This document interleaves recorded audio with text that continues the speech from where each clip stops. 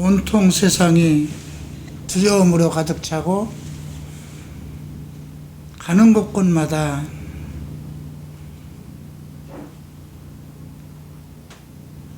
여러 가지 우리를 위협하는 것들이 많이 있습니다. 앞으로 점점 이러한 일들이 우리 주변에서 일어날 것인데 주님, 주의 백성들을 주님이 지켜주셔서 우리가 할 수 없는 일, 모든 환경 속에서 우리를 보호하시고 모든 혼란 속에서 주의 백성들을 지켜주셔서 또 우리가 경거망동하지 말고 주님의 뜻을 따라 자중하며 말씀 안에서 살아가는 성도가 되게 하소서.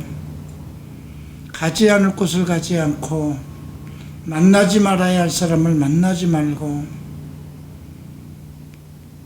오직 주의 성실하심 속에서 자기의 맡은 바를 충실히 하는 성도가 되게 하소서. 오늘도 우리가 시편 말씀을 살펴볼 것입니다. 주의 말씀으로 우리를 가르치시고 그 말씀을 통해서 우리가 살아갈 길을 발견하게 하소서. 감사하며 예수 그리스도 이름으로 기도합니다. 시편 81편부터 90편까지 우리가 공부하게 됩니다. 지금 89편까지는 시편 3권에 해당되고요. 90쪽부터는 이제 4권으로 넘어가죠. 시편은 총 5권으로 크게 단락을 나누었습니다. 자, 오늘 81편은 다윗 궁전의 성가대장이라고 할 수 있는 아삽의 시라고 기록되어 있습니다. 이 81편은 크게 둘로 나누어져 있는데요. 1절부터 7절까지는 구원을 호소하는 노래입니다. 그리고 8절부터 16절까지는 엄중한 하나님의 훈계. 먼저 81편에서 시편 기자는 능력이 되시는 하나님을 향하여 기쁘게 노래하며 야곱의 하나님을 향하여 즐거이 소리질지어다. 능력이 되시는 하나님을 먼저 찾습니다. 왜 그랬을까요? 내게 능력이 필요하기 때문에 그러잖아요. 그죠? 내게 하나님의 능력이 필요하기 때문에 능력이 되시는 하나님을 향하여 기뻐 노래하라. 그의 능력이 나에게 임하게 하기 위해서. 그죠? 그런데 야곱의 하나님, 물론 이건 이스라엘 택한 백성을 얘기하는 거거든요. 우리가 야곱을 얘기할 때는 그의 본성이 어떠했든 하나님이 택했다는 게 전제예요. 사기꾼 같은 어떤 정말 악한 사람이든 그가 태어날 때부터 하나님이 택했다는 데는 할 말 없는 거잖아요. 태중에서 쌍둥이가 나오는데 작은 자가 큰 자가 작은 자를 섬길 것이다. 이런 예언 속에서 태어난 것이 야곱이에요. 그래서 그 이름이 나올 때 그 자기 형의 발목을 잡고 나왔다고 그래서 찬탈자, 사기꾼이라는 그런 별명을 가지고 있어요.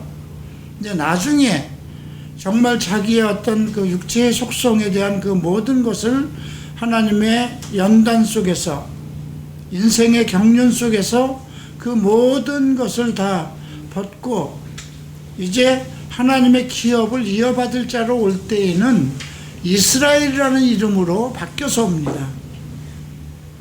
우리가 야곱을 평할 때 그는 야곱이다, 그는 또 이스라엘이다. 그 두 이름 속에서 우리가 발견하는 것은 나를 얘기하는 것이구나.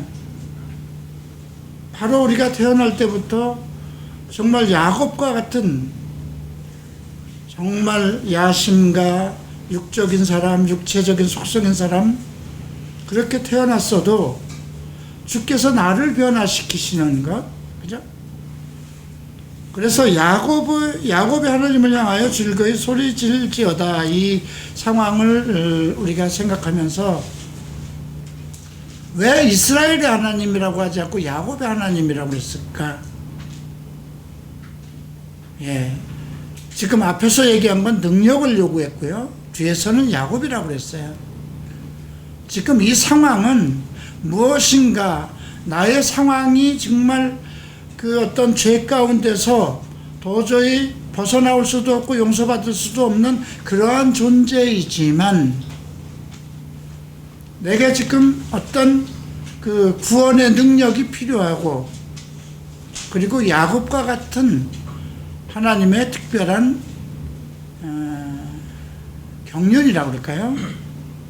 야곱을 일으켜 세우시는 하나님의 경륜, 그런 상황을 우리가 생각하면서 볼 필요가 있어요.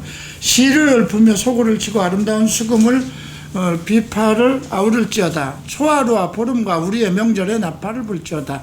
이 속에는 이미 이스라엘 백성들 속에 하나님께서 어떤 율례를 줘서 그 절기마다 하나님 앞에 예배를 드리는 그러한 민족이라는 것을 전제로 하고 있고요. 이는 이스라엘의 율례요 야곱 하나님의 규례라고 그랬어요. 이스라엘의 율례는 이스라엘이 꼭 지켜야 할 법이요, 야곱 하나님의 규례라는 것은 택한 야곱, 참 육체적인 속성을 가지고 있는 그런 야곱을 변화시키고 바르게 만들기 위한 하나님의 법이라는 뜻입니다. 하나님의 애굽 땅을 치러 가시던 때에 요셉의 족속 중에 이를 증거로 세우셨도다. 거기서 내가 알지 못하던 말씀을 들었느니, 요셉의 족속이라고 그랬어요. 여러분, 그 요셉은 11형제에게, 형제들에게 정말 시기를 받아서 이방인에게 팔려서 옥살이도 하고, 그러한 속에서도 하나님이 그를 온전케 만들어 가시고 지키시고, 그래서 애굽의 총리까지 된 사람입니다. 요셉의 족속 중에 이를 증거로 세우셨도다. 거기서 내가 알지 못하는 말씀을 들었는데, 이랬을 때 내가 그의 어깨에서 짐을 벗기고 그의 손에서 광주리를 놓게 하셨도다. 모든 인생의 고통, 삶의 업을 다 중단하셨다는 것입니다. 놓게 하셔, 그런 고통에서 벗어나게 하셨다는 거죠. 내가 고난 중에 부르짖으며 내가 너를 건졌고 우레소리의 은밀한 곳에서 내게 응답하며 무리바 물가에서 너를 시험하였도다. 이건 지금 출애굽기 얘기를 하고 있거든요. 무리바에서 너를 물가에서 시험했다는 것은 그들이 갈급했을 때 이스라엘 백성들이 물이 없어서 이제 막 하나님께 외쳤죠. 근데 이제 무리바에 우리는 물가에서 너를 시험했다고 그러지만, 우리는 무리바의 반역이라고 얘기할 수 있습니다. 이스라엘 백성들이 하나님 앞에 많은 이적과 기적, 구원을 받아서 홍해를 가르고 나왔고, 이제 젖과 꿀이 흐르는 가나안 땅으로 가는 동안 만나로 매일 먹이시고, 낮에는 구름 기둥으로, 밤에는 불 기둥으로 이스라엘을 지키시면서 인도하셨어요. 그들이 그 광야를 걷는 동안 발이 헐지 않게 하시고, 또 먹을 것이 없게 하시지 않고 굶주리지 않게 하셨음에도 불구하고, 잠시 어떤 고난을 만나면 일단 지도자 모세에게 항의하고 반항하고, 이제 그런 역사적인 내용들을 언급한 것입니다. 내 백성이여 들으라. 그래서 지금 1절부터 그 7절까지는 이스라엘 백성들을 구원하셨던 하나님의 그 은혜라고 할까요? 그걸 노래하자 이거죠. 그렇게 이스라엘 백성들이 광야에서 하나님을 반역하고 그런 일들이 있어도 하나님께서 이스라엘 백성에게 버리지 않고 율례와 규례를 줘서 그 이스라엘 백성들을 이끌어내셨기 때문에 이제 구원의 하나님을 우리가 노래하자 이런 뜻이죠. 8절 봅니다. 내 백성들이여 들으라. 내가 네게 증언하리라. 이스라엘이여 내게 듣기를 원하노라. 다시 한번 이스라엘 백성들에게 이제 몇 가지 그들이 꼭 지켜야 할 율례를 다시 언급합니다. 다른 신을 두지 말라고 하고 이방신에게 절하지 말라는 게 첫 번째입니다. 그리고 두 번째는 내 입을 크게 열라 내가 채우리라. 이 말은 내가 너를 애굽 땅에서 인도하여 낸 여호와라. 내 하나님이니 내 입을 크게 열라 내가 채우리라. 이 두 가지를 잘 생각해 보세요. 하나는 다른 신을 두지 말라 내 앞에. 너희 중에 이스라엘 중에 어떤 일이 있어도 다른 신, 이방신 결국 하나님 외에 하나님은 유일하신 하나님의 신이라고 이제 계명을 주셨잖아요. 그죠? 다른 신을 두지 말라. 두 번째는 내 입을 크게 열라는 거죠. 이건 뭐예요? 어떤 문제가 있을 수 있다는 거예요. 너의 문제에 대해서는 그것이 먹을 것이든 입을 것이든 그 무엇이든지 입을 크게 열려는 거예요.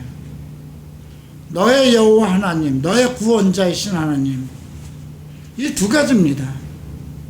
우리가 지난주에 요한복음 16장 33절에서 너희가 세상에서는 환난을 당하나 담대하라 내가 세상을 이겼다.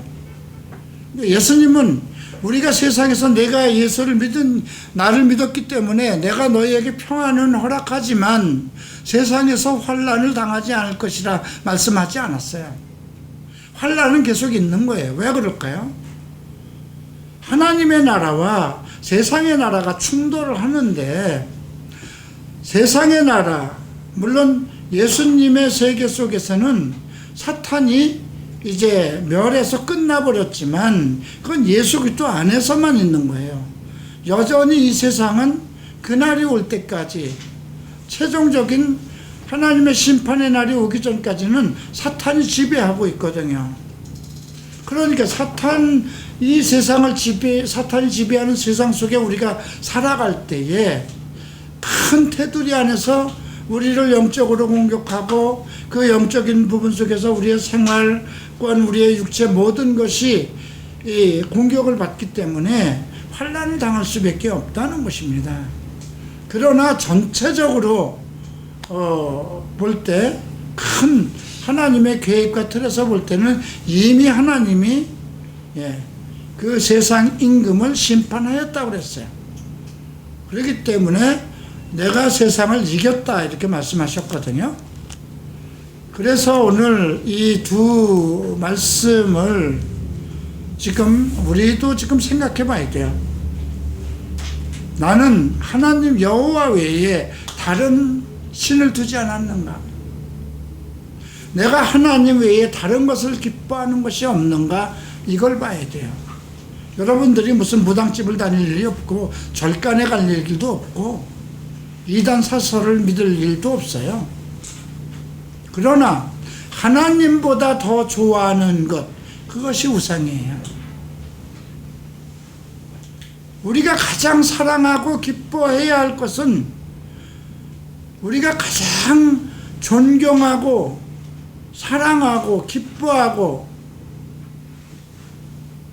그분은 오직 하나님입니다. 그런데 하나님 위에 더 기쁜 것을 다른 대상을 둔다면 그 목적이 어디에 있든지 간에 우상을 섬기는 겁니다. 그죠? 자, 그러면 우리가 오직 주 여호와 하나님만을 나의 신으로 섬기고 사랑하면서 살더라도 이 세상에 필요한 많은 문제가 생길 수도 있고 그래요. 그때는 외치라는 거죠. 예수님도 말씀하셨죠. 무엇을 먹을까, 무엇을 입을까, 무엇을 마실까 염려하지 마라. 그것은 이방 사람들이 구하는 것이다. 너희는 오직 그의 나라와 그의 의를 구하라고 그랬어요. 너희에게 너희 육체에게 필요한 그 모든 것을 아신다는 거예요. 다 채우신다는 거예요.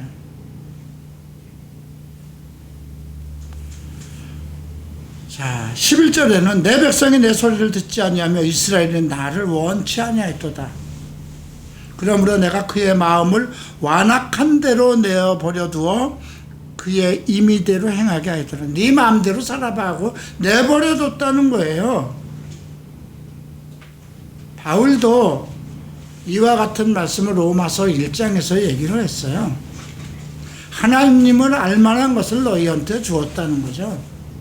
하나님을 알았으면 감사하고 모든 영광을 그에게 보내야 되는데, 우리가 자기 안에 또 다른 것을 두고 자기의 욕정적인 것, 육체적인 것을 사랑하기 때문에 우리의 마음을 정욕적으로 내어버려 뒀다고 그랬어요. 두 번째 단락에서는 하나님의 지혜, 지식을, 진리를 왜곡해버리기 때문에, 그래서 여자가 여자로, 남자가 남자로 그런 어떤 성적인 타락을 하도록 더러움에 내어버려 뒀다는 겁니다. 너 마음대로 해봐. 네가 원하는 건. 그건 진리를 거역하였기 때문이거든요. 세 번째 단계까지는 하나님을 자기 마음에 두기를 싫어하기 때문에 상실한 마음에 내어버려 둔다고 했어요. 그냥 네가 살고 싶은 대로. 그러다 보니까 21가지의 어떤 죄악들에 빠지는 삶. 넌 크리스찬에게 하는 말이 아니에요. 로마 성도들에게 하나님의 사랑하심을 입고 성도라고 부르심을 받은 로마 성도들, 우리 교회 성도들에게 이미 만세전에 예수 그리스도 안에서 거룩하고 흠없게 하기 위해서 택함을 받은 하나님의 자녀된 사람들에게 편지한 거예요. 근데 이거 똑같잖아요. 야곱의 하나님, 이스라엘의 하나님이면 택한 백성이거든요. 그 마음을 완악한 대로 버려두었다고 그랬어요. 내 자녀가 잘못하면 10번을 잘못하면 10번을 책망해야 되는 거잖아요. 그죠?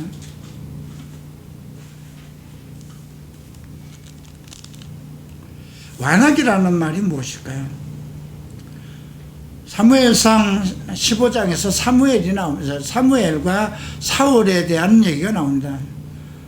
사울왕은 사무엘이 그에게 기름 부음을 부어서 이스라엘의 초대 왕을 세웠습니다. 그리고 그가 왕으로서의 어떤 그 권위를 세우기 시작할 때 그에게 너 가서 아말렉을 치되 어린아이에서부터 모든 숨쉬는 것을 다 멸하라고 그랬어요. 그런데 전쟁에 나가서 승리를 했는데 좋은 것을 남겨두고 나쁜 것은 버리고, 그것 때문에 사무엘이 한탄을 하죠. 하나님께서 내가 사울을 왕으로 삼은 것을 후회한다고까지 하나님은 말씀하셨어요. 그럼에도 불구하고 사울이 회개를 안 합니다. 사무엘이 가서 책망을 하는데도 내가 하나님께 좋은 것을 가지고 제사 드리려고 한 겁니다. 요즘 그러지 않나요? 모두? 내가 뭐 어떤 이 돈을 벌고자 하는 것은 무슨 짓을 해서 벌어더라도 하나님께 드리려고 합니다. 잘못된 신앙을 가지고 있는 사람들이 있죠. 그때 사무엘이 사울왕에게 얘기한 것입니다. 우상 사신에게 제사하는 것과 같고 그 완악한 마음에 대해서 얘기하는데요. 사무엘상 한번 보십시다. 15장입니다.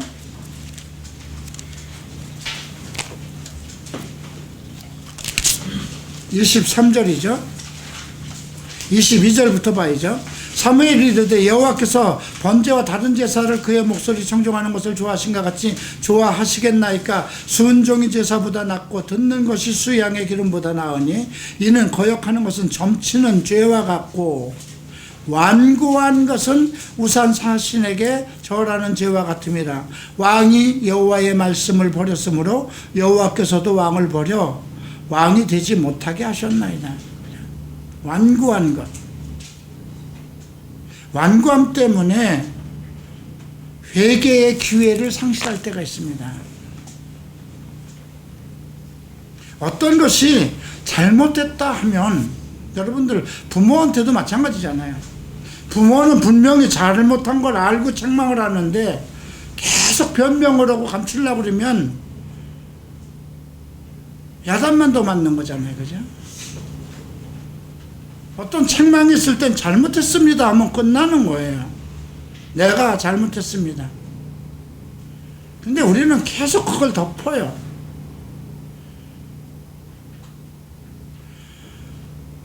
사도들 중에도 이런 것이 나타났는데요. 마가복음 16장을 한번 보시겠습니다. 완고하였다는 말이 여기서도 나오고 있어요. 16장 14절. 그 후에 여러 제자가 음식을 먹을 때 예수께서 그들에게 나타나사 그들의 믿음이 없는 것과 마음이 완악한 것을 꾸짖으시니 이는 자기가 살아난 자를 본 자들의 말을 믿지 아니하니라. 막달라 마리아 말도 듣지 않았고 엠마오로 가던 두 제자가 들어와서 우리가 주님을 만났다 보았다 하는 말도 듣지 않았다는 거죠. 왜 그랬을까요? 만약에 베드로가 보고 와서 증거했다면 예수님께서 사랑하는 요한이 와서 봤다고 그러면 달랐을 거예요. 그죠? 하필이면 7 귀신 들렸던 막달라 마리아라는 여인, 또 하나는 믿음이 없어서 엠마오로 우리 다 뭐 이제 주님도 없고 다 끝났으니까 우리 이제 뭐 어디 내려가서 살자 하고 내려가던 믿음 없는 두 제자에게 나타났다니까 싫은 거잖아요. 그죠? 뭐 명성교회 목사나 사랑의 교회 목사나 온누리교회 대형교회 목사들 앞에 주님이 현신을 하셨다면 다들 당연히 그분에게 나타날 수 있지 이렇게 얘기를 하는데, 어디 시골에 있는 개척교회 목사라든가 이호나 목사 앞에 주님께서 와서 무슨 말씀하셨다면 믿겠느냐 이거예요. 그죠? 완고하다는 말에 대해서 잘 이해를 해야 돼요. 자기 고집을 꺾지 않는 것, 자기의 잘못을 시인하지 않는 것, 자기의 생각을 버리지 않는 것이에요. 뭐 요 정도는 세월이 계속 우리가 이제 서신서를 보면 주에 오신다는 말이 그걸 부정하잖아요. 그죠?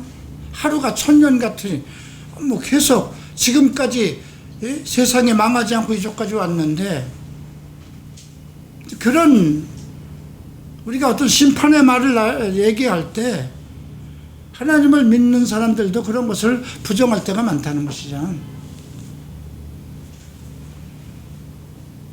그래서 오늘 시편 기자에게 내가 그의 마음을 완악한 대로 버려두어 그의 임의대로 행하게 하겠다.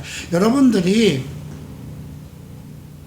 평상시에 하나님과 말씀에 순종하고 교통하면서 어떤 잘못이 있을 때 항상 자기 마음을 내려놓고 회개하는 마음을 갖지 않고 계속 자기의 잘못을 덮고자 했을 때에는 하나님이 그렇게 내버려 둔다는 거예요. 너 한번 네 고집대로 해봐라는 거죠.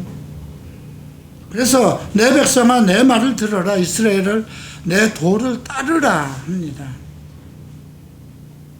이스라엘의 많은 그 야곱을 변화시키고 한 그런 모든 역사, 요셉을 통해서 일으키신 하나님의 역사들, 그래서 이스라엘 백성들이 하나님의 율례와 규례 속에서 정말 온전히 잘 살아가기를 그렇게 모든 복을 주고 했음에도 불구하고 그들이 항상 문제가 있을 때마다 하나님을 배반하고 시험하고 하는 그런 역사가 있었거든요.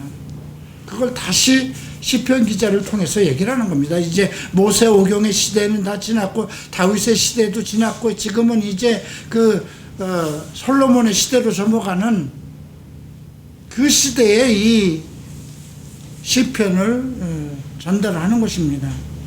두 가지. 우상 숭배하지 마라. 다른 신 섬기지 마라.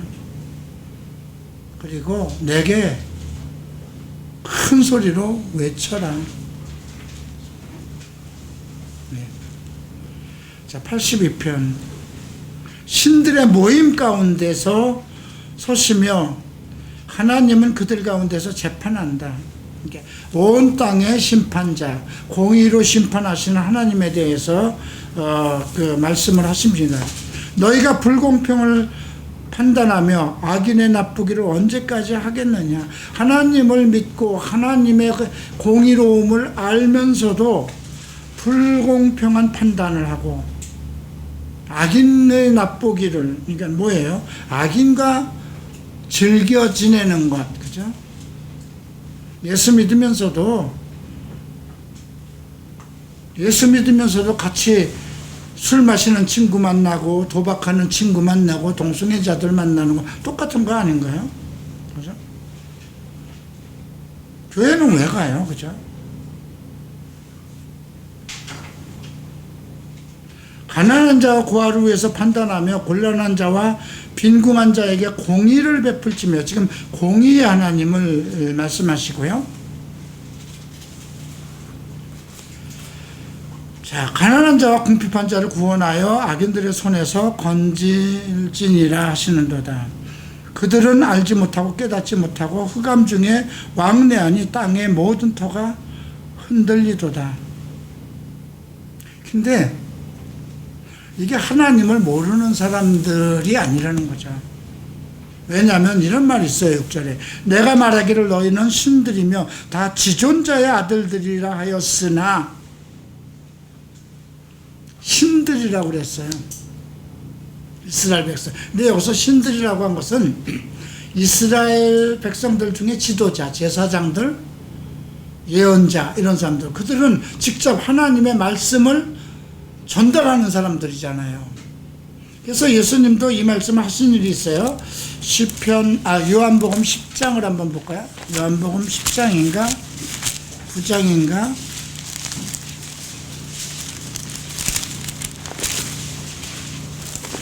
10장 34절. 예수께서 이르시되 너희 율법에 기록된 바 내가 너희를 신이라 하였노라 하지 아니하느냐. 이거 율법 시편에 있는 말씀이거든요. 성경을 피하지 못하나니 하나님을 말씀을 받은 자들을 신이라 하였거든. 하물며 아버지께서 거룩하게 하사 세상에 보내신 자가 나는 하나님이라 하는 것으로 너희가 어찌 신성모독하느냐. 이스라엘 백성들 중에서 하나님의 말씀을 받은 자들, 제사장들, 그런 사람들을 신이라고까지 얘기했다는 거예요. 하나님이 그렇게 율법에. 지금 그 이야기를 지금 시편 81편에서 얘기하는 거예요. 그런데 너희는 사람처럼 죽으며 고간에 하나같이 넘어질 것이다. 왜 그랬을까요? 불공평을 판단하며 악인 보기를 하나님을 섬기면서도 악인과 함께 즐거워하고 살고, 가난한 자를 돌아보지 않고 하나님의 공의로 판단하지 않고 자기의 유익을 위해서 어떤 판단을 하기 때문에,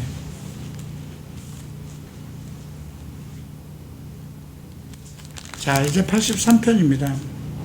하나님이여 침묵하지 마소서. 하나님이여 잠잠히 마시고 조용하지 마소서. 이제 이 말씀 속에서 보면은요, 지금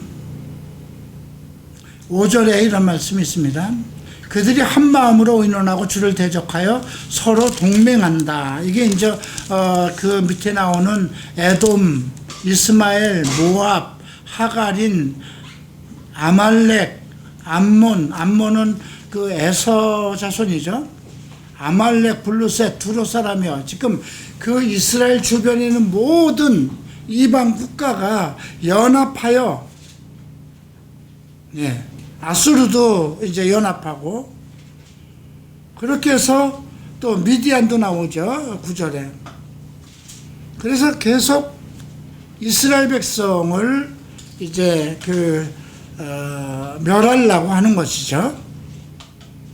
근데 9절에 이런 말씀이 있습니다. 미디안에게 행하신 것 같이 기손 시내에서 시스라와 야빈에게 행하신 것 같이 그들에게도 행하소서. 지금 이 상황은 이방 주변들이 모두 하나님의 택한 이스라엘을 멸하려고 이렇게 공격을 하니까, 역사 속에서 그 미디안의 가장 지도자였던 시스라와 야빈, 그들이 그 700 철병거를 가지고 이스라엘을 이렇게 공격하고 그랬던 그 시대에 이들을 멸한 것처럼 지금도 해달라고 고백하고 있습니다. 이 모든 것을 이렇게 보면서 우리가 조금 그리고 17절에 그들로 수치를 당하여 영원히 놀라게 하시며 낭패와 멸망을 당하게 하소서. 여호와라 이름하신 주만 온 세계의 지존자를 알게 하소서. 이스라엘 백성을 계속 치고 그 주변이 모두 연합해서 이스라엘을 멸하려고 해도 이제 이스라엘로서는 그것을 대적할 수 있는 힘이 없는 거예요. 능력이 없는 거예요. 그러니까 여호와께서 일어나서 우리로 수치를 당하지 않게 하고, 여호와께서 세상을 통치하시는 지존자로 알게 일어나소서, 이렇게 지금 외치는 것이거든요. 그래서 우리가 이 말씀을 보면서 생각할 것은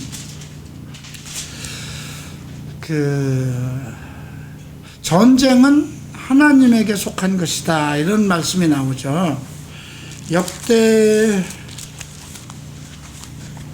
역대하죠. 역대하 20장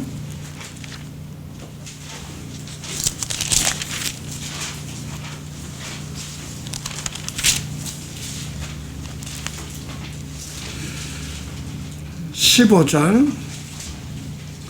하야시엘 선지자입니다. 이르되 온 유다와 예루살렘 주민과 여호사밧 왕이여 들을지어다. 여호와께서 이같이 너희에게 말씀하시기를 너희는 이 큰 무리로 말미암아 두려워하거나 놀라지 말라. 이 전쟁은 너희에게 속한 것이야 아니요 하나님께 속한 것이다.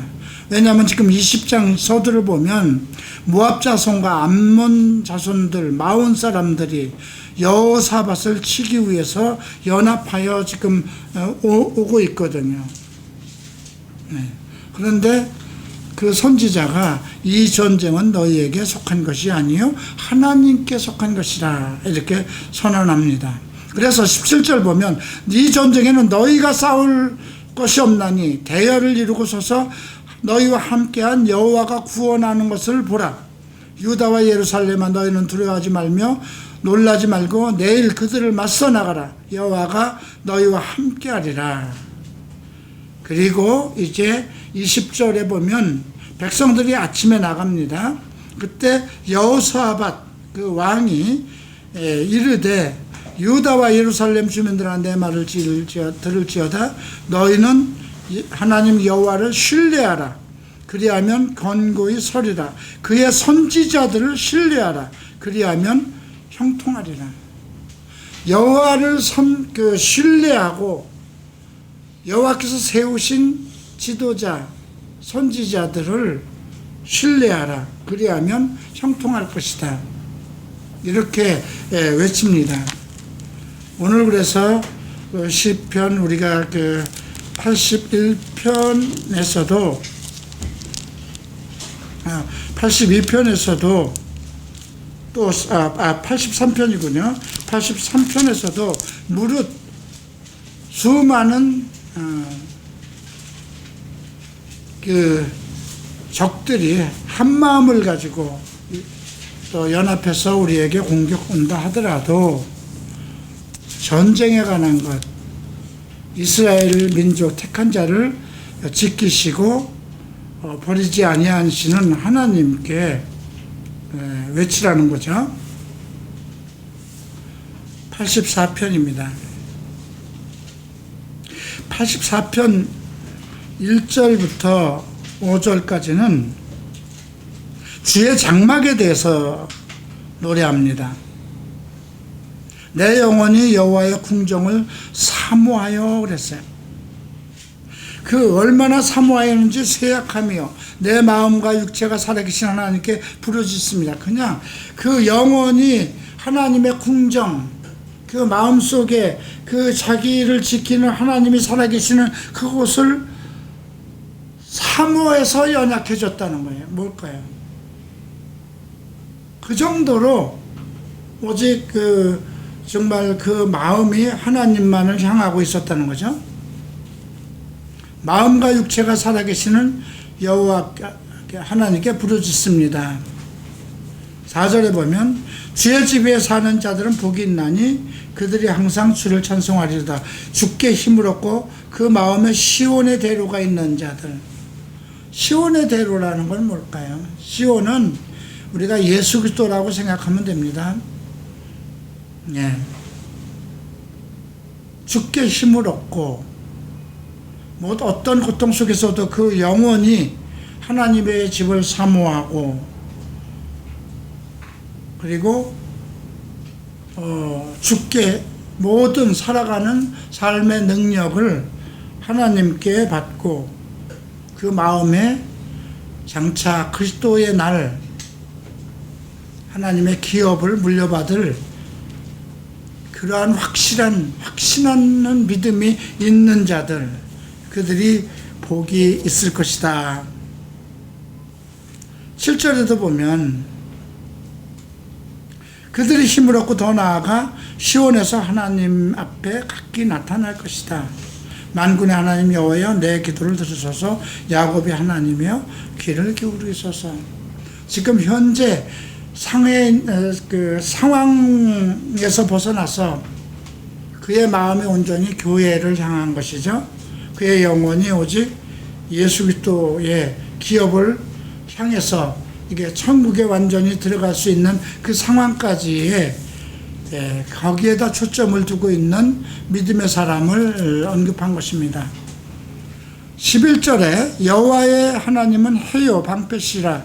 여호와께서 은혜와 영화를 주시며 정직하게 행하는 자에게 좋은 것을 아끼지 아니하실 것이라.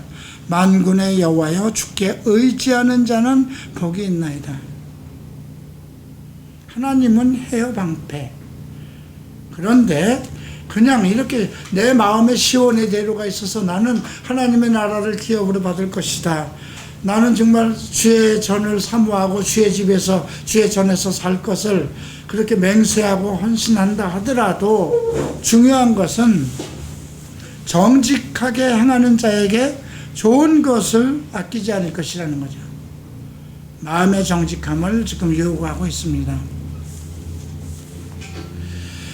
85편이죠. 여기서도 은혜를 베풀어 달라고 합니다. 포로된 자들이 돌아오게 하셨으며 주의 죄악을 사하시고 그들의 모든 죄를 덮으셨습니다. 4절 보면 구원의 하나님이여 우리를 돌이키시고 우리에게 향하신 주의 분노를 거두소서.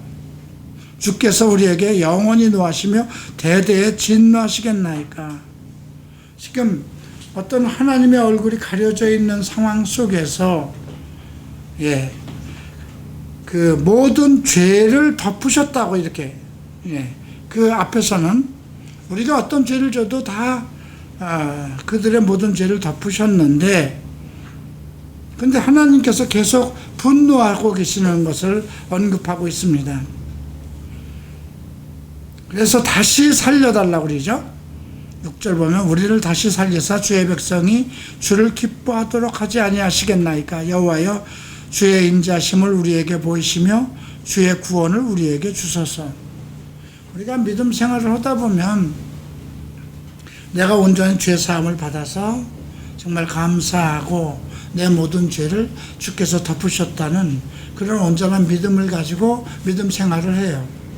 근데 또 어떤 잘못된 일로 인해서 또 죄에 연루되게 되면 하나님과의 대화가 안 될 때가 있어요. 아무리 기도를 하려고 해도 기도가 안 되고, 뭔가 하나님과 나 사이에 어떤 죄가 갭이 돼서 그 내 마음을 하나님에게 쏟아낼 수도 없고 하나님의 얼굴을 가리신 것 같은 그런 상황이 올 때가 있습니다. 그때 어떻게 할 것인가? 방법은 하나밖에 없어요. 분노를, 제가 잘못했습니다, 분노를 걷어주셔서, 똑같은 거죠. 그리고 7절 보면 주의 인자하심을 보여주세요. 인자하심이라는 건 뭐예요? 하나님의 속성 중에 인자하심, 어떤 죄를 심판하지 아니하시고 오래 참으시는 것. 그리고 더 중요한 건 8절입니다. 내가 하나님 여호와께서 하실 말씀을 들으리니, 그렇죠? 듣겠습니다. 다시는 말씀 밖을 넘어가지 않겠습니다. 내가 지금 하나님이 이렇게 나를 외면하고 분노하고 계시는 것은 내 죄를 다 사해 주셨음에도 불구하고 내가 말씀대로 살지 않았기 때문인데, 이제 그만 돌이키소서, 회복하소서, 인자함을 내게 보이소서. 내가 말씀 듣겠습니다.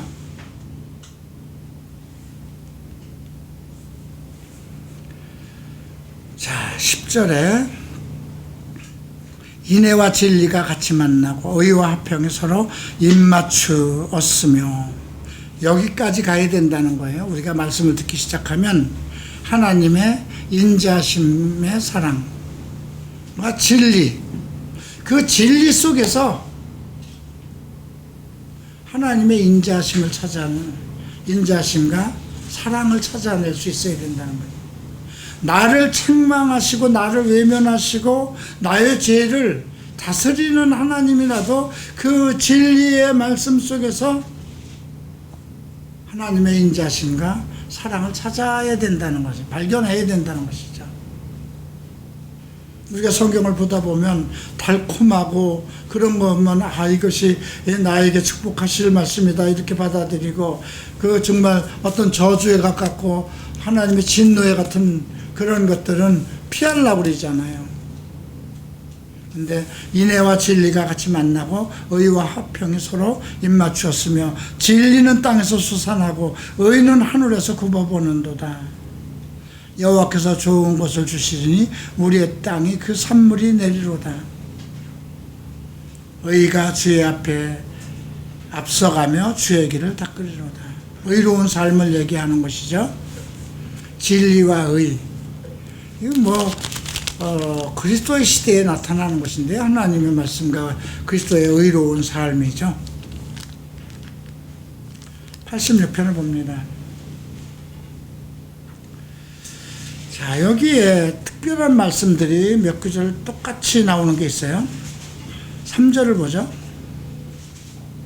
1절에는 내게 응답하소서, 2절에는 종을 구원하소서, 내 영혼을 보존하소서, 3절은 내가 종일 주께 부르짖습니다,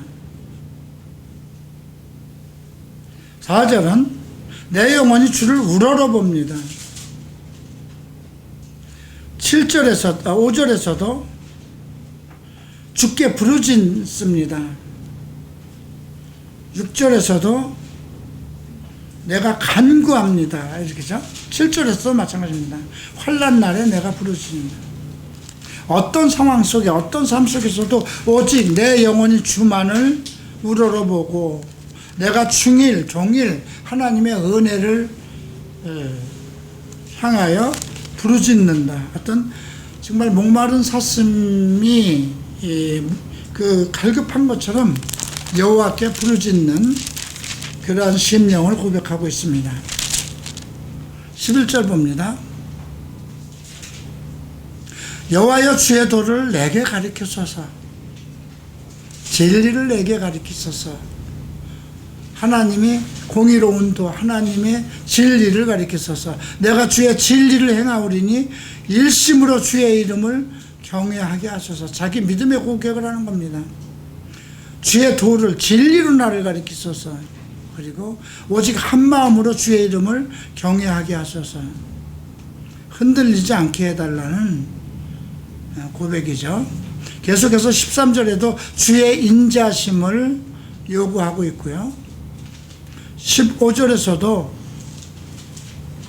노하기를 더디하시며 인자와 진실이 풍성한 하나님을 찾습니다. 그리고 내게 돌이키사 내게 은혜를 베풀어 달라. 전심으로 기도하고 주의 인자심을 찾고, 이건 하나님 앞에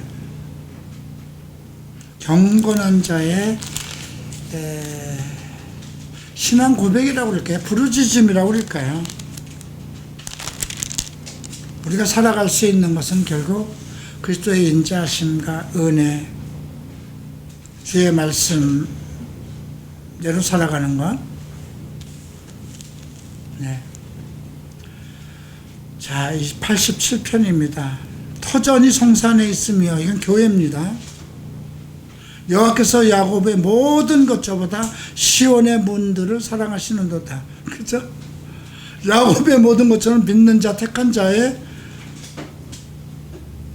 그 집이죠. 그러나 시온은 예수 그리스도의 문이죠. 하늘로 들어가는. 그럼에도 그의 터전이 성산에 있다. 하나님의 성이여 너를 가리켜 영광스럽다 말하는도다.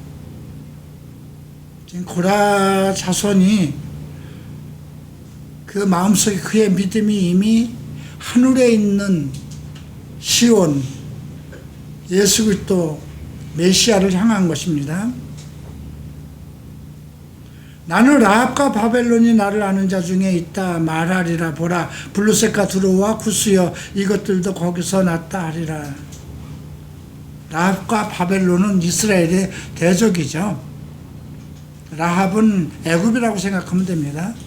블루셋과 두로와 구스, 이거는 저보다 가나안의 7부족과 관련된 것이죠. 이스라엘을 압박하던 그런 이방 민족입니다.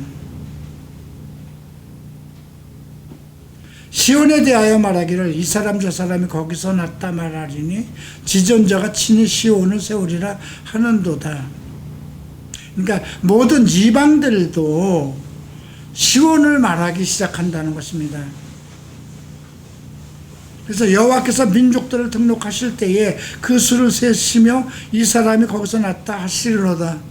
애굽 사람도 블루셋도 바벨론도 다 우리가 여호와께 났다 이렇게 말을 하지만 실상은 여호와께서 민족을 등록하실 때에 우리가 이것은 마태복음 24장 25장을 보면 이제 주께서 이 땅에 오실 때에 그 각 민족들을 이렇게 접수하는 그런 내용들이 나옵니다.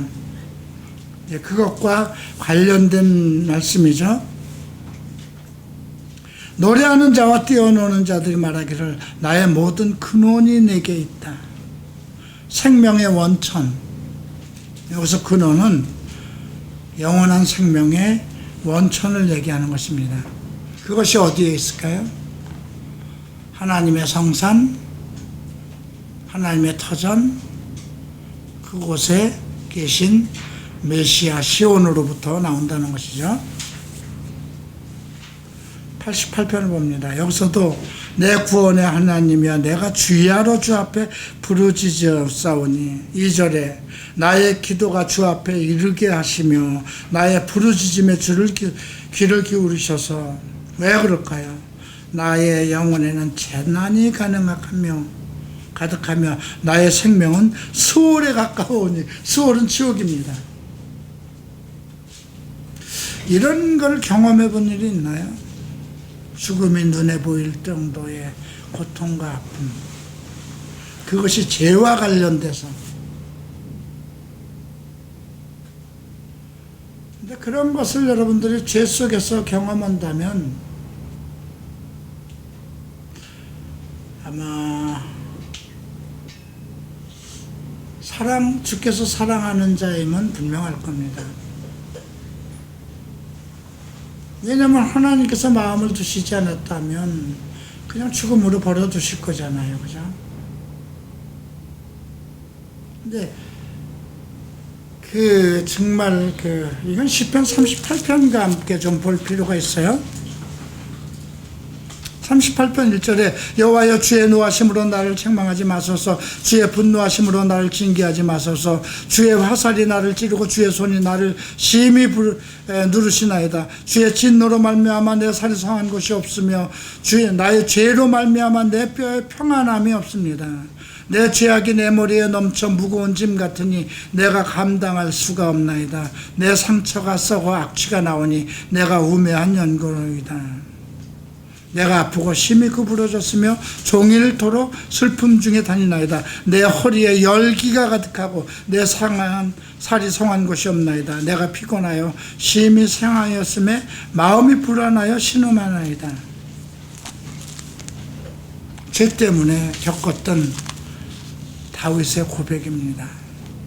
밧세바를 범하곤 이후에 겪었던 심령의 죄로 인해서 심령이 상하였을 때 그것이 온 마음뿐이 아니라 그 허리까지, 열기까지. 혹시 여러분들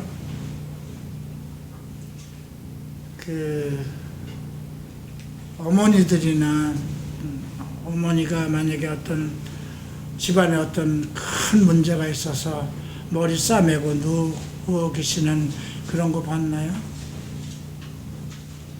요즘에는 그러는지 모르겠지만 우리 때에는 그런 일이 있었습니다.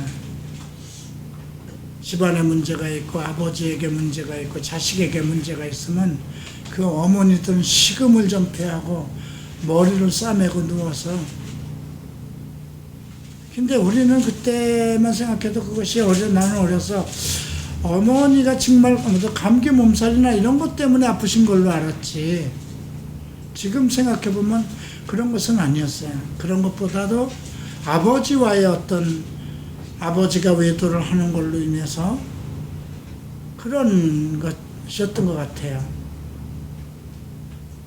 내가 또 어떤 문제로 사업에서 다 망하고 정말 그런 자식의 어떤 그 아픔과 고통을 볼 때 그런 것들을 이렇게 지금 기억하게 하는데요. 나의 영혼에는 재난이 가득하고 나의 생명은 지옥에 가까워졌고 나는 무덤에 내려가는 자 같이 인정되고 힘없는 용사 같으며 아무것도 할 수 없는 죽은 자 중에 던져진 바 되었으며 죽임을 당하여 무덤에 가까운 자 같았나이다. 주께서 그들을 다시 기억하지 아니하시니 그들은 주의 손에서 끊어진 자이다. 주께서 나를 깊은 웅덩이와 어둡고 음침한 곳에 두셨사오며 주의 노가 나를 심히 누르시고 나의 모든 파도가 나를 괴롭게 하였나이다.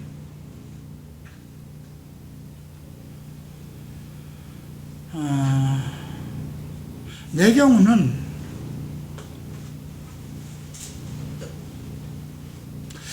어머니가 돌아가셨을 때 그건 뭐 말할 수 없는 그 고통, 견디지 못하는 그런 고통이 있었지만, 그것보다 더 심한 고통은, 영혼의 고통은 내가 나중에 범죄하였을 때예요.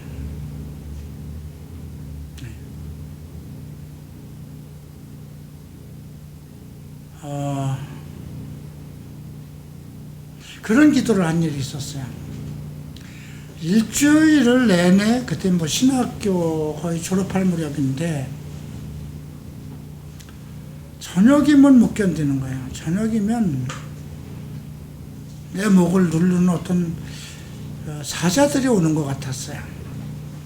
그때 신학을 하는 청년 하나가, 그 애도 동성애자였는데,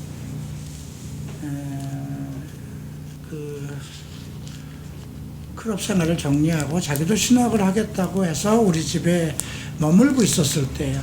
근데 내가 너무 저녁에 아파하는 걸 보고 그 청년이 너무 괴로워서 화장실에서 늘 기도하고 밤을 새면서, 근데 낮에는 또 멀쩡해요.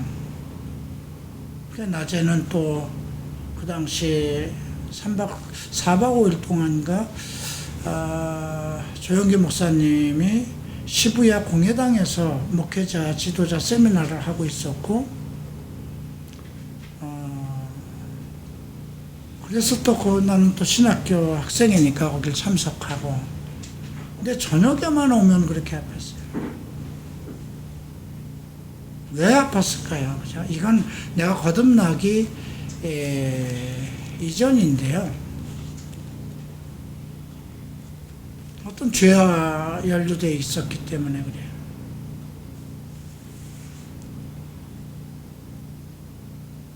근데 너무 이제 한 5, 6일째 되니까 너무 아프니까 이게 견딜 수가 없어요. 그냥 침대에 누워서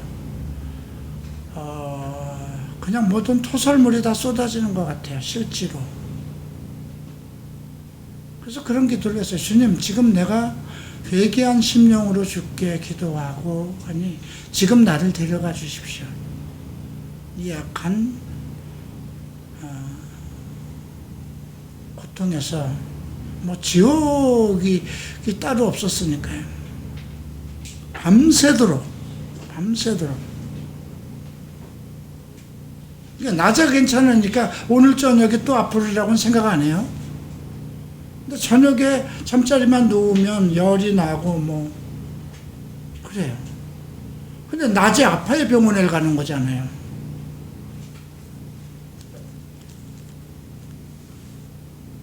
그냥 악한 영들이 다 몰려 들어오는 것 같아요. 온몸에 안 아픈 곳이 없어요. 뼈, 마디, 혈관 모든 것이 주의 손이 누른다는 그것이 실질적으로 있는 것 같아요. 허리에 열기가 나고, 그래서 그때 기도한 것이 나를 데려가 주십시오. 나를 악에게 이렇게 내 영혼이 해서 사탄에게 나를 넘기지 말아주십시오. 내 영혼을 악한 영들에게 넘기지 말고 주께서 얻어주십시오. 네, 그런 기도를 한 일이 있어요. 근데 지금 이렇게 와서 이렇게 보면은 그런 고통을 통해서 처절한 죄의 모습을, 이 죄가 얼마나 무섭구나, 얼마나 두려운 것이구나, 하나님의 심판이 얼마나 정말 엄중한 것인가를 깨닫게 하는 것 같았어요. 그런 것이 있은 후에 이제 거듭남의 어떤 특별한 그런 역사가 있었는데, 여기 보면 7절에 보면 주의 노가 나를 심히 누르시고 주의 모든 파도가 나를 괴롭게 하였다. 주께서 내게 아는 자를 내게서 멀리 떠나게 하시고, 이거 시편 38편에도 나오는 것입니다. 나를 그들에게 가증한 자가 되게 하셨으며 나는 갇혀서 나갈 수 없게 되었다. 곤란으로 말미암아 내 눈이 쇠하였나이다. 여호와여, 내가 매일 주를 부르며 주를 향하여 나의 두 눈을 들었나이다. 너무나 그 어떤 영적 고통, 그것이 내 혼과 내 몸을 다 그러니까 영혼육이 벗어날 수 없는 거예요. 영혼의 재난이 가득했다고 그랬으니까. 그런데 이 기도는요 10절에서 달라집니다. 그 고통 속에서 주님, 내가 죽으면 내가 어떻게 하나님의 기이한 일을 내게 보이시겠습니까? 유령들이 일어나라 나서 주를 찬송하겠으며, 내가 죽어서 어떤 유령이 되어버리면 유령이 일어나서 하나님을 찬양할 수 있겠습니까? 주의 인자심을 묻으면서 주의 성실하심을 멸망 중에서 선포할 수 있겠습니까? 흑암 중에서 주의 기적과 이짐의 땅에서 주의 공의를 알 수 있겠습니까? 여호와여, 오직 내가 주께 부르짖었사오니 아침에 나의 기도가 주의 앞에 이르리라. 아침이라는 건 이건 밤새도록 아팠다는 거잖아요. 밤이 한없이 길었는데도 아침을 지금 바라고 있는 거잖아요. 여호와여, 어찌하여 나의 영혼을 버리시며 어찌하여 주의 얼굴을 내게 숨기나이까. 내가 어릴 적에 고난을 당하며 죽게 되었사오며 주께서 노엽게 하실 때에 당황하나였나이다. 주의 진노가 내게 넘치고 주의 두려움이 나를 끊었나이다. 이런 일이 물같이 종일 나를 애우며 나를 함께 둘러섰나이다. 주는 내게서 사랑하는 자와 친구를 멀리 떠나게 하시며 내가 아는 자를 흑암에 가두었나이다. 여러분들이 하나님과 이제 오랫동안 교통하면서, 근데 어떤 그 죄에 대한 의식이 없었을 때에는요, 그게 뭐 죄인지 모르고 같이 죄를 즐기고 그냥 이중적인 생활을 할 때는 몰라요. 근데 내가 하나님을 알기 시작하면서 하나님의 사랑을 체험하면서 하나님의 은혜를 체험하면서 내 기도가 하나님을 향하고 내 얼굴이 하나님을 향하고 이제 주 없이는 내가 살아갈 수가 없습니다는 그러한 고백이 나오기 시작하면서 어떤 또 범죄 속에 내가 넘어졌을 때 그때부터는 주님이 그냥 이렇게 평탄한 길로, 옛날에는 뭐 그냥 내가 이태원에서 10여 년 동안 교회를 다니고 뭐 목사들을 사랑하고 헌금도 많이 하고 나는 믿음의 사람처럼 큰 소리 치고 뭐 기도원에도 가고 그렇게 하여튼 믿지 않았던 사람이 아니란 말이에요. 그때는 그렇게 고통이 없었어요. 영적인 고통도 없었고 내가 뭐 매일 잘못하고 있고 죄와 함께 살아가도 나를 내버려 두셨어요. 오히려 뭐 이렇게 살아가는 것이, 그것도 일단 내가 예수를 믿었으니까 지금 이렇게 어쨌든 예수를 믿었으니까 하나님이 축복하는 게 아닌가? 근데 진심으로 내가 여호와 앞에 정말 주의 전에 들어가기를 힘쓰고 하나님의 기업을 갈망하고 진리 속에 살기를 내 영혼이 갈망한 그때부터 어떤 범죄했을 때 나타나는 사슬이라고 그럴까요? 주님이 나를 이렇게 누르시는 것 같고, 그런 것들을 체험을 했어요. 그런 것들이 지금 시편 88편에서 나오네요. 38편에서도 나오지만 1절에서 여호와 내 구원의 하나님이여 내가 주야로 주 앞에서 부르짖었사오니. 한번 여러분들도 경험해보고 싶은 분은 나도 이런 정말 죽음에 가까운 이런 죽음에 가까운 희열, 나도 체험하고 그걸 통해서 하나님을 만나보고 싶은 사람은 한번 더 깊은 지혜 속으로 한번 들어가 보세요.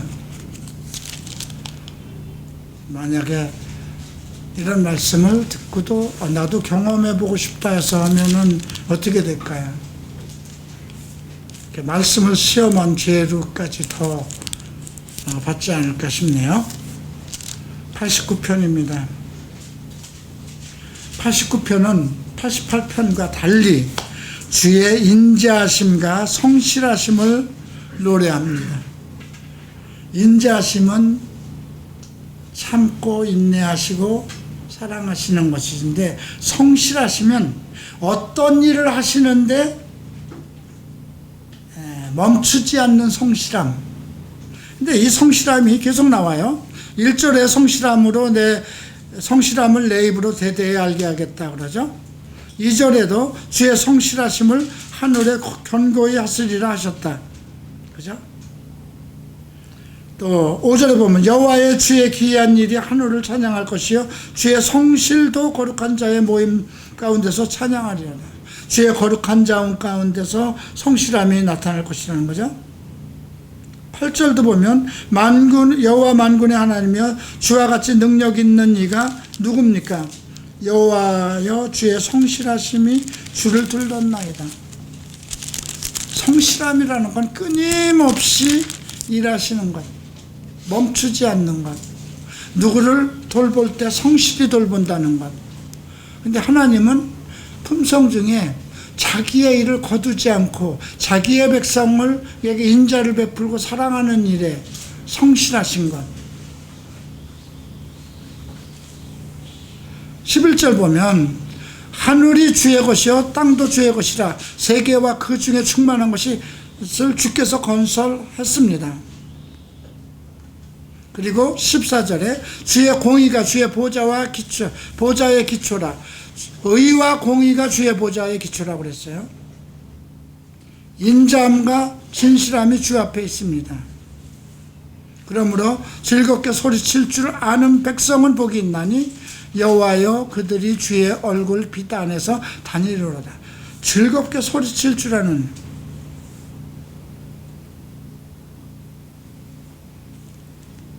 자, 더 내려가면 24절에도 성실하심을 얘기합니다. 나의 성실함과 인자함이 그와 함께하리니 내 이름으로 말미암아 그의 뿔이 높아지리라. 이거 잘 생각해 보세요. 앞에서는 하나님의 성실함을 얘기했어요.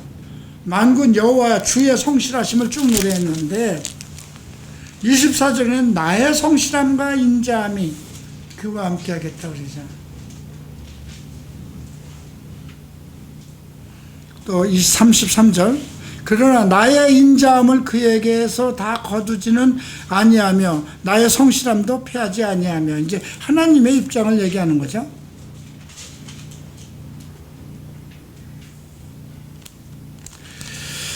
우리가 주의 성실함을 노래할 때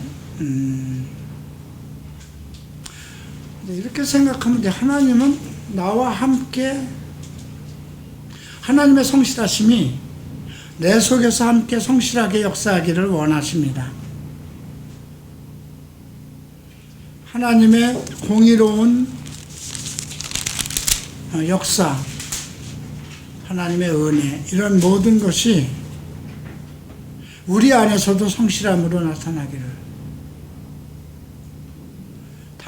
바울이요.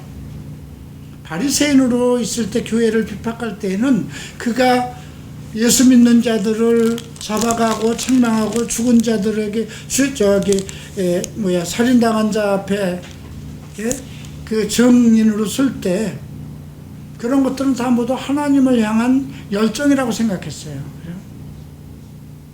그런데 그가 주의 부르심 속에서 회개하고 사도로서 사역을 할 때에는 하나님의 성실하심이 그에게 나타났어요. 그죠? 모든 사도들도 마찬가지였어요. 우리가 그 베드로도 보면 주님을 3번 부인했던 자예요. 그죠? 자기를 3번이나 부인하던 자를 다시 용납하고 먼저 가서 그를 기다리고 그를 받아들이고 그 마음속에 상실한 마음을 사랑을 다시 회복시키고 그리고 다시 하나님의 일을 하도록 예수님께서 그렇게 만들어 가시잖아요. 그런데 그들이 나중엔 모두 예수께서 성실했던 것처럼 하나님께서 성실하는 것처럼 그들이 성실한 사람으로서 오직 하나님의 종으로서 일생을 마치죠. 여러분들이 하나님을 생각할 때 그분은 나를 향하신 인자함과 성실함을 거두지 아니하시는 분이라. 나를 만들어가고 나에게 온전하게 나를 만들어 가시는 그 모든 일에서 성실하게 일하고 계신다는 것을, 내 인생을 그분이 방관자가 아니고 내가 주 안에서 완전한 성실한 자가 될 때까지, 그러니까 내가 악해서 그 악을 책망하고 누르고 지옥이 보이게까지 한 그것도 주의 성실하심이라는 거예요. 그러니까 하나님의 그 인자심과 성실하심은 하나님은 그 부르신 자 택한 종에게 거두지 않는다는 것을, 그래서 지금 38절 보세요. 주께서 주의 기름 부은 자에게 놓아사 물리쳐서 버리셨으며, 이렇게 기름 부은 자도 이렇게 버리셨어요. 그러나 뒤에서 얘기하는 건 또 달라집니다. 45절 보세요. 그의 젊은 날을 짧게 하시고 그의 수치로 덮으셨나이다. 언제까지입니까? 스스로 영원히 숨기시리까? 주의 노가 언제까지 불붙어 타시겠습니까? 나의 때가 얼마나 짧은지 기억하소서. 주께서 모든 사람을 어찌 허무하게 창조하셨는지요. 누가 살아서 죽음을 보지 아니하고 자기의 영혼을 수월의 권세에서 건지겠습니까? 그리고 다시 49절에서 주여 주의 성실하심으로 다윗에게 맹세하신 그 전의 인자하심은 어디 있습니까? 내가 고난받고 잘못되어 있는 그 상황 속에서도 주의 성실하심을 지금 요구하는 기도거든요. 주는 주의 종들의 받는 비방을 기억하소서. 많은 민족이 비방이 내 품에 있사오니 여호와여, 이 비방은 주의 원수들이 주의 기름 부음을 받은 자의 행동을 비방하는 것입니다. 하나님의 성실하심, 나를 키우시고 만드시고 이 이스라엘 백성을 구원하시고 공의로 통치하시는 그 모든 것이 하나님의 인자하심과 성실함 속에 있었는데, 그리고 지금 이제 그 하나님의 성실한 종으로서 기름 부은 자로서 헌신을 했는데 이제 그 종의 언약을 미워해서 버리셨다, 뭐 이런 얘기까지 나오거든요. 근데 예수 그리스도를 보세요. 지금 이 모든 이 89편의 지금 38절부터 나오는 이야기는 메시아와 관련된 이야기입니다. 예수님께서 어찌하여 나를 아버지야 어찌하여 나를 버리시나이까 하는 그런 노래와 같이, 그런 노래와 그렇게 하신 기도와 같은 그런 것을 볼 수가 있죠.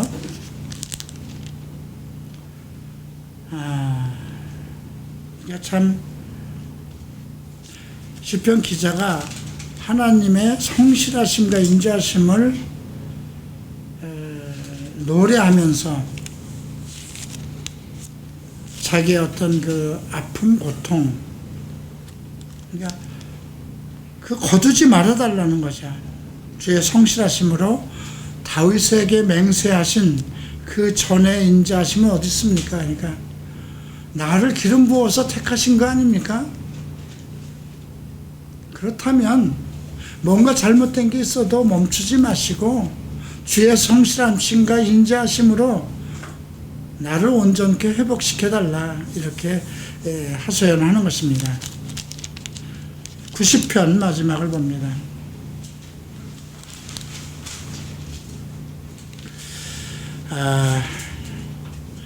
재밌는 이야기죠. 주여 주는 대대에 우리의 거처가 되셨나이다. 이건 모세의 기도입니다. 산이 생기기 전 땅의 세계도 주께서 조성하시기 전 곧 영원부터 영원까지 주는 하나님이시냐이다. 주께서 사람을 티끌로 돌아가게 하시고 말씀하시기를 너의 인생들은 돌아가라 하셨으며, 그죠? 뭐 인생은 영원히 살 수가 없었어요. 아담 이후에는. 주의 목전에는 천년이 지나가는 어제 같으며 밤의 한순간 같을 뿐입니다. 우리가 80, 100년을 살아도 주 앞에는 그게 한순간 같다는 거죠, 인생이. 8절 봅니다. 주께서 우리의 죄악을 주의 앞에 놓으시며 우리의 은밀한 죄를 주의 빛 가운데 두셨사오니, 완벽하게 보고 계신다는 거죠. 우리의 모든 날이 주의 분노 중에서 지나가며 우리의 평생이 순식간에 다합니다. 우리의 연수가 70이요 강건하면 80이라도 인생에 대해서 인간이 한 70은 지금은 뭐 한 80 사나요? 근데 강건하면 80이라고 그랬어요.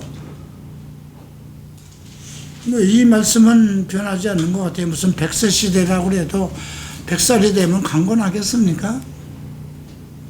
그 연수의 자랑은 수고와 슬픔뿐이요 신속히 가니 우리가 날아갑니다. 주 앞에서는 우리의 생명과 이것이 하나의 바람같이 아주 그냥 촛불과 같이 신속하게 없어진다는 것이죠. 12절을 보면 우리에게 우리의 날 계수함을 가리키사 지혜로운 마음을 얻게 하소서. 여호와여 돌아오소서. 언제까지나이까 주의 종들을 불쌍히 여기소서. 아침에 주의 인자심이 우리를 만족케 하사 우리를 일생 동안 즐겁고 기쁘게 하소서. 우리를 괴롭게 하신 날수대로 우리가 화를 당한 연수대로 우리를 기쁘게 하소서. 빼앗긴 날을 회복시켜 달라는 거죠. 주께서 행하신 일을 주의 종들에게 나타나시며 주의 영광을 그들의 자손에게 나타나소서.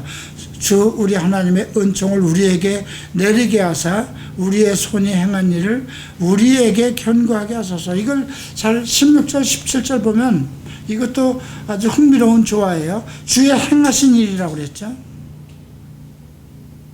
근데 17절에는 우리의 손이 행한 일을 우리에게 견고케 해달라고 그러잖아요. 고린도 후서를 한번 보십시다.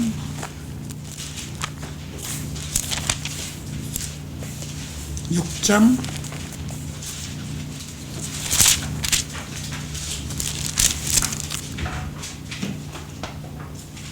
1절을 함께 봅니다. 우리가 하나님과 함께 일하는 자로서 너희를 권하노니 하나님의 은혜를 헛되이 받지 말라. 지금 바울이 얘기합니다. 고린도 교회에게. 우리가 하나님과 함께 일하는 자. 아까 예수님도 하나님을 율법을 받은 자들을 하나님의 신이라 하지 아들이라 하지 않았냐, 하나님의 신이라 하지 않았느냐, 그런 말씀도 있는데, 우리가 하나님과 함께 일하는 자. 근데 바울은 어떤 사람이었어요? 아니죠. 하나님을 대적하는 자였잖아요. 그죠? 근데 여기서는 우리가 하나님과 함께 일하는 자로서 너희를 권하노니 하나님의 은혜를 헛되이 받지 말자. 오늘 시편 90편에서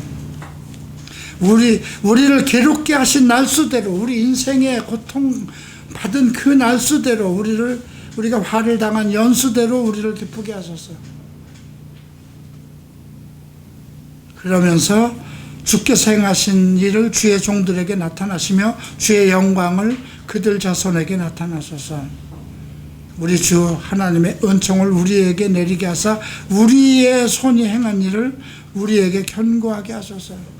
하나님의 행하신 그 모든 일을 우리가 보게 하시고 그걸 체험하게 하시고 그 속에서 우리의 인생을 깨닫게 하시고 나를 기쁘게 하신 그 뜻을 발견하신 후에 내가 주님의 그 은혜를 받은 대로, 주께서 행하신 대로 나도 그렇게 일을 하겠습니다 하는 고백입니다.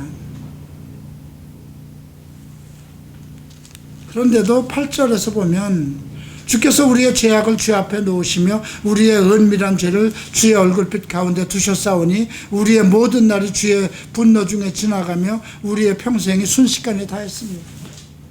이 시편 기자는 정말 하나님의 그 눈을 피하는 그 엄청난 죄 속에서, 그죠? 그 속에서도 끝까지 하나님께서 자기를 회복시켜 주기를 기도하고 있죠. 우리를 괴롭게 하신 날수대로 우리가 화를 당한 연수대로 우리를 기쁘게 하소서. 전에 억울함을 이렇게 당할 때 제가 갈보리 집회 사역을 하면서 억울함을 당한 세월이 한 10년 되죠. 그때 한번 그게 시편을 강의한 일이 있어요. 한남동에서. 그때 이 말씀을 보면서 주님, 내가 아무 죄 없이 당한 이 억울함, 이 고초, 그 날수대로 갚아주셔서 그렇게 기도한 일이 있어요. 시편을 그때 공부하고 이렇게 강의하면서 지금 생각하면 그 당시에 상황하고 내 상황이 지금은 먼저 다르니까. 그런데 시편에서 보면 그 원수에 대해서 용서하지 마소서, 절대로 용서하지 마소서, 나를 대적하는 자들에게 복수해 주십시오, 그런 그 내용들이 너무 많이 나오잖아요. 그러면서 나의 이 억울한 걸 갚아주소서, 도와주소서, 은혜로 자비로 주의 빛을 나의 얼굴에서 거두지 마소서, 이런 계속한 그런 호소였는데도 자기를 대적하고 자기에게 원수가 되고 친한 친구가 발뒤꿈치를 들었습니다. 나와 함께 밥을 먹던 자가 내 대적이 되었습니다. 이런 글 속에서도 계속 그들을 용서하지 마소서, 이런 글들이 계속 이어져 왔어요. 시편 속에서. 근데 공교롭게도 그때가 내가 너무나 견딜 수 없는 억울함을 당하고 누구에게도 하소연 못하고 뒤집을 수도 없고 쫓아갈 수도 없고 오직 하나님에게만 하소할 때였어요. 근데 지금 생각하면 그런 어떤 상황에서도 시편 기자를 따라서 기도하지 말아야 될 것은 있구나. 왜냐하면 그때는요, 우리는 지금 예수 그리스도의 은혜 속에 있는 자고 그때는 메시아를 바라는 그 소망 속에 있는 거잖아요. 그리고 율법 속에 있었던 시대이기 때문에 심판의 하나님에게 용서하지 마소서 그럽니다. 근데 이게 신약에 들어와서는 어떻게 돼요? 용서하소서잖아요. 예수 그리스도를 그 십자가에 못 박은 그들까지도 저희들이 자기가 하는 일을 모릅니다, 저희들을 용서하소서, 이게 복음의 기초잖아요.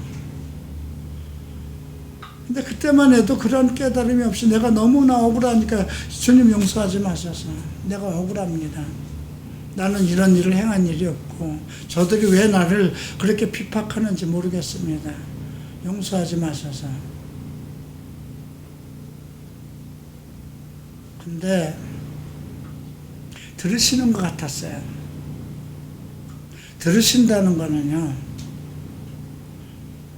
어떤 상황인으로 나타난다는 거잖아요. 그죠? 그래서 그런 시가 또 나와요.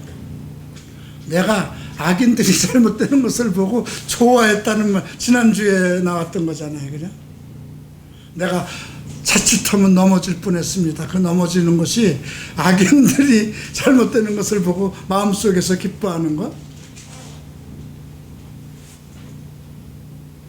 그런 것들이 나타났을 때 그것이 내가 그런 기도를 해서 그런 상황이 나타난 건 아니지만 갑자기 내가 기도하던 사람들 몇몇이 막 문제가 생기고 그랬을 때 이런 기도하면 안 되는 거구나.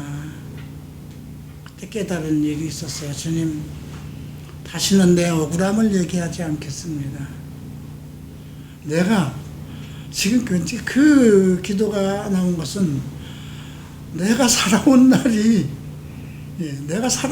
그 얼마나 악했는데 당연히 이런 고통을 받을 수도 있는 거 당연한 것 같은. 그래서 다시는 내 억울함에 대해서 하나님께 고하면 안 되겠구나. 서로 나를 핍박하고 나를 억울하게 했어도 주님 용서하소서. 그리고 이게 오늘 얘기한 것처럼 주님 나와 성실하게 하소서. 주님의 성실하심을 내가 보았으니 나도 성실하게 일하게 하소서. 주의 마음처럼 주의 뜻대로 살게 하소서. 이게 믿음은요, 계속 말씀과 함께 그 말씀의 경륜, 그래서 바울이 얘기하는 경륜, 믿음의 경륜이라는 게 있어요. 여러분들이 10살에 깨달은 거, 20대에 깨달은 거, 30대, 40대 깨달은 거 다 그 연륜과 함께 깨달음이 달라요. 세상을 보는 가치도 그렇고 성경도 똑같아요.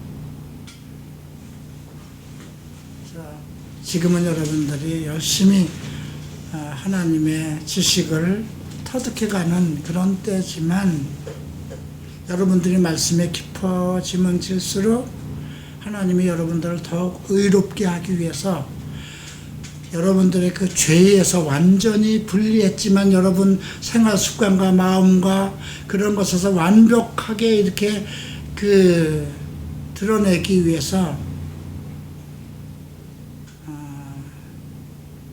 정말 마른 가물에 이렇게 우리를 누르듯이 쥐어짜듯이 모든 죄를 다 고백하도록 그렇게 만들어 가세요. 그래서 죄가 이렇게 두렵구나, 이건 아니구나. 살아가는 인생 속에서 성경이 지금 내 앞에 살아있는 거구나, 그런 것을 실감할 때가 있습니다. 기도하고 마치겠습니다. 존귀하신 주님, 오늘 시편 기자의 신앙 고백, 울부짖음, 또 이런 내용을 보면서 오늘 우리를 생각합니다. 우리는 이들보다 더 심하고 악한 죄 속에 살아갑니다. 그럼에도 불구하고 이런 시편 기자와 같은 그런 아픔과 고통의 기도, 부르짖음에 두지 아니하시고 우리의 죄를 위해서 예수께서 모든 부르짖음과 고통 속에서 피 흘리시고 물을 쏟아내시고 친히 당하셨으니 우리에게 그런 고통을 다 면하시고 너는 의의 아들이라, 내 아들이라 그렇게 정하셨습니다. 그러하오니 우리가 나의 죄에 대해서 생각하지 않게 하소서.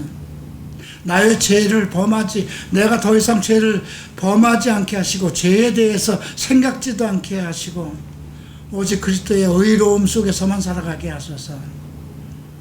내게 베푸신 은혜와 사랑만을 생각하고 감사와 영광으로 주의 백성의 길을 가게 하소서. 예수 이름으로 기도합니다.